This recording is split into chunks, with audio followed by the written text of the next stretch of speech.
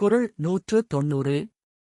ஏதிலார் குற்றம் போல் தங்குற்றன் காண்கிற்பின் தீதுண்டோ மன்னும் உயிர்க்கு.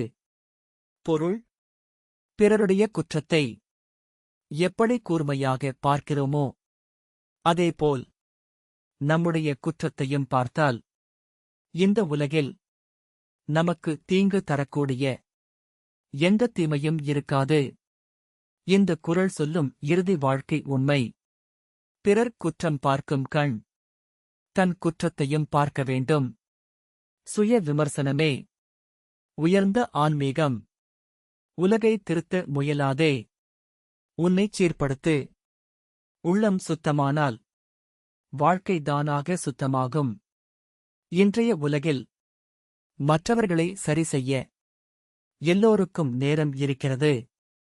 ஆனால் தன்னை சரி செய்ய யாருக்கும் நேரமில்லை. வள்ளுவர் இறுதி அறிவுரை: பிறர் குற்றம் தேடும் ஆற்றலை தன் குற்றம் திருத்த பயன்படுத்துங்கள். உன் குற்றத்தை நீ கண்ட நாளே உன் வாழ்க்கை திரும்பும். பிறரை குறை சொல்வதை விட தன்னை திருத்துவது பெரிய வீரத்தனம்.